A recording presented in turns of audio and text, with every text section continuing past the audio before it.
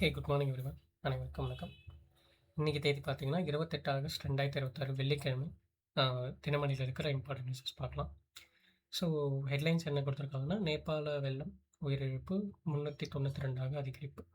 So நம்ம நேற்று பார்த்துருந்தோம், இது ஒரு ஃப்ளாஷ் ஃப்ளட்டுன்னு சொல்லிட்டு இல்லையா, பெருவெள்ளம் அப்படின்னு சொல்லிட்டு. அது சடனாக வந்து அடிச்சிட்டு போயிடுச்சு ஒரு கன்சமிட்ட நேரத்தில் இல்லையா. ஸோ கிட்டத்தட்ட இப்போது கவுண்ட் பார்த்திங்கன்னா 392 உயர்ந்திருக்கு. ஸோ இது மேலும் அதிகரிக்கக்கூடாது அப்படின்னு சொல்லிட்டு நம்ம ப்ரே பண்ணிக்கலாம், சரிங்களா.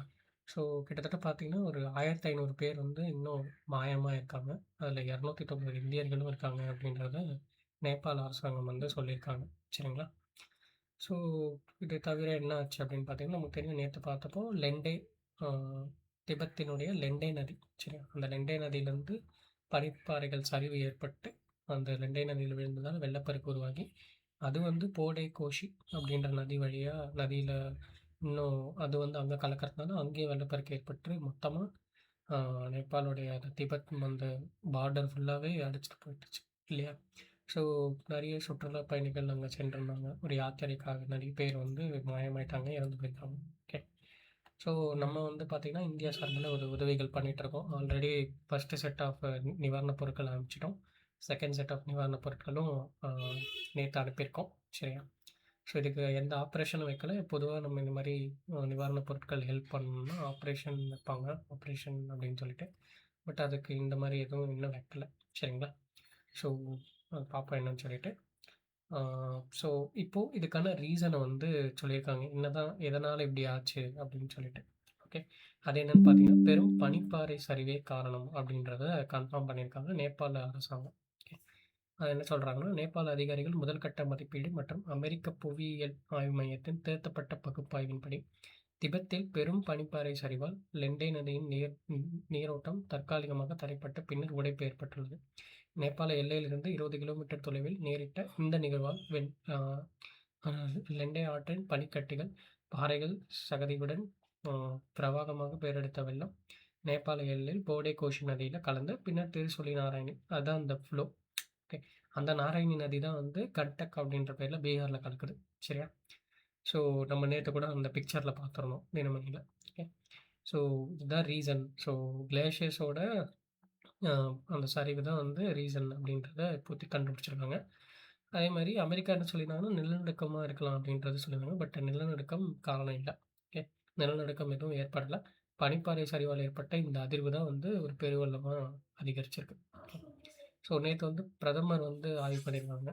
ஓகே.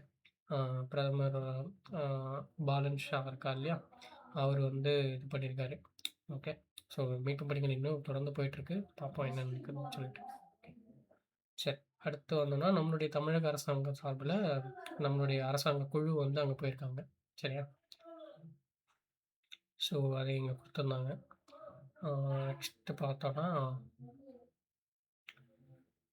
ஸோ நேற்று ஒரு அறிவிப்பு இருந்துச்சு. என்னென்னு பார்த்தீங்கன்னா, ஆகஸ்ட் 25 அதாவது செவ்வாய்க்கிழமை நம்மளுடைய சட்டப்பேரவை வந்து ஒரு இடைவேளையின்றி ஒரு பிரேக்கே இல்லாமல் 9.43 ஹவர்ஸ் வந்து நடந்திருக்கு, சரியா. ஸோ இது வந்து தமிழக வரலாற்றில் முதல் முறை, அது பிரேக் இல்லாமல். ஸோ பிரேக் விட்டு விட்டு நிறைய நேரம் நடந்திருக்கு. பட் பிரேக் இல்லாமல் 9 மணி நேரம் 43 நிமிஷங்கள் வந்து இதுதான் ஃபஸ்ட் டைம், சரியா. அதை வந்து சட்டப்பேரவைத் தலைவர் வந்து பதிவு பண்ணியிருக்காரு. ஓகே. ஸோ இதாகவே நோட் பண்ணி வச்சுக்கோங்க, சப்போஸ் கேட்கலாம் எந்த டேட் அப்படின்னு சொல்லிட்டு. ஆகஸ்ட் 25, சரியா. ஓகே. ஸோ நெக்ஸ்ட்டு வந்தோம்னா, ஸோ இந்த ஆணவ கொலை தடுக்க விரைவில் சிறப்பு சட்டம் அப்படின்றது பேரவையில் நம்மளுடைய வன்னியரசு சமூக நலத்துறை அமைச்சர் வன்னியரசு தெரிவிச்சிருக்காரு. ஸோ இதை நம்ம ஏன் பார்க்குறோம் அப்படின்னா, நமக்கு தெரியும் 2025 இந்த கவின் அப்படின்ற ஒரு பையன் வந்து இறந்து போயிருப்பான் ஆணவ கொலையினால், இல்லையா. ஸோ அதை பேஸ் பண்ணி தான் வந்து ஓய்வு பெற்ற நீதிபதி KN பாஷா தலைமையில் ஒரு குழு அமைச்சிருப்பாங்க, சரியா. ஸோ இந்த ஆணவ கொலையை தடுக்கிறதுக்கு ஒரு சிறப்பு சட்டம் வந்து ரெடி பண்ணிட்டாங்க அப்படின்னு சொல்லிட்டு, லைக் அதுக்கான ஒரு ப்ரொவிஷன்ஸ் இருக்கா, எப்படி ப்ரொவிஷன் பண்ணலாம் அப்படின்றத இது பண்ணியிருப்பாங்க. ஸோ உயர்நீதிமன்ற நீதிபதி KN பாஷா அவர்கள் தலைமையில் அமைக்கப்பட்ட குழு வந்து எல்லார்கிட்டேயும் கருத்துக்கள் கேட்டு அந்த அறிக்கையை வந்து இது பண்ணிட்டாங்க, சரியா. ஸோ அந்த அறிக்கை வந்து ரெடி ஆகிட்டுருக்கு. ஒரு டிராஃப்ட்டை ரெடி பண்ணி கொடுத்துருந்தாங்க. பட் இன்னும் ஃபைனல் ஆகலை. ஓகே. ஸோ அது ஃபைனல் ஆன பிறகு சட்டத்தை இயற்றுவோம் அப்படின்றத இங்க சொல்லியிருக்காங்க. சரியா? ஸோ நமக்கு இதில யார் தலைமையில அந்த குழு அமைச்சாங்கன்றது முக்கியம். சரியா? கே.என். பாஷா அப்படின்றத ஞாபகம் வச்சுக்கோங்க.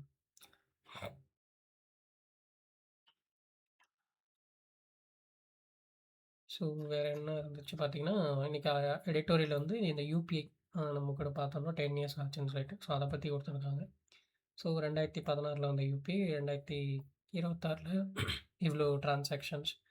அது மட்டும் இல்லாம, அ கடந்த ஜூலைல பார்த்தீங்கன்னா, கிட்டத்தட்ட 2366 கோடி பரிவர்த்தனைகள் வந்து நடந்திருக்கு. சரியா? மேல 2320 கோடி. ஜூலைல பார்த்தீங்கன்னா, 2366 கோடி. ஸோ இது வந்து வரலாற்றில இதான் ரொம்ப ஹையஸ்ட். ஓகே. அந்த கொண்டு வந்த 10 வருஷத்துல இதான் ஹையஸ்ட். ஓகே. அதே மாரி 2016 டிசம்பர்ல இந்த பீம் செயலி பாரத் இன்டர்ஃபேஸ் அப்படின்னு சொல்லிட்டு பிஹெச்ஐஎம் அப்படின்னு சொல்லிட்டு ஒண்ணு கொண்டு வந்திருப்பாங்க. ஓகே. அந்த ஆப் கொண்டு வந்திருப்பாங்க. அப்புறம் வந்து பார்த்தீங்கன்னா, 2017 முதல் அந்த கியூஆர் கோடு முன்னாடிலாம் வந்து நம்பருக்கு அனுப்புற மாரி இருக்கும். இப்போ கியூஆர் கோடு வந்து 2017ல கொண்டு வந்தாங்க. அதையும் குடுத்துருக்காங்க. அதே மாரி படிப்படியா அவங்க என்னென்ன கொண்டு வந்தாங்கன்றத இங்க குடுத்துருக்காங்க. 2018ல யுபிஐ 2.0 அப்படின்றத கொண்டு வந்திருப்பாங்க. 2020, 22ல இந்த கிரெடிட் லோன் அடைக்கிறது, கிரெடிட்ஸ் யூஸ் பண்றது, கிரெடிட் கார்டு ஆட் பண்றது, அப்புறம் இந்த இன்சூரன்ஸ் ஆட் பண்றது, ஓகே இஎம்ஐ. ஸோ இது எல்லாமே அப்போ கொண்டு வந்தாங்க 2022ல. ஓகே. அப்புறம் இந்த பின் செட் பண்றது, அது தனியா வந்தது. ஸோ இந்த மாரி நெறைய கொண்டு வந்துட்டு இருந்தாங்க. இப்போ 2026ல இந்த ஒரு யுபிஐக்கு சார்ஜஸ் பண்ணுவோம். அதாவது அ ஒரு குறிப்பிட்ட அமௌண்ட் மேல இருக்கிறது அந்த மினிமம் டிஸ்கவுண்ட் எம்டிஆர் சொல்லிட்டு நம்ம பார்த்துருந்தோம் இல்லையா? Minimum discount rate. ஸோ அத கொண்டு வந்ததையும் இங்க சுட்டிக்காட்டியிருக்காங்க. ஸோ நம்மளோட இங்க என்ன முடிக்கிறாங்க அப்படின்னு பார்த்தீங்கன்னா, யுபிஐ வந்து ஃப்ரீயா தான் இருக்கணும். அதனால தான் இவ்ளோ நமக்கு இதுக்கான வரவேற்பு இருந்துச்சு. ஸோ இதில சிறு வணிகர்கள் வந்து பாதிக்கப்படாது. மக்களோ, சிறு வணிகர்களோ இது பாதிக்கப்படக்கூடாது. பெரு வணிகர்களுக்கு தான் அவங்க வந்து அந்த இது போடுறாங்க. அந்த டாக்ஸ்ன்றத போடுறாங்க. சரியா? ஸோ அதையும் வந்து இங்க சுட்டிக்காட்டியிருக்காங்க. ஓகே. ஓகே. ஸோ அடுத்து வந்தோம்னா,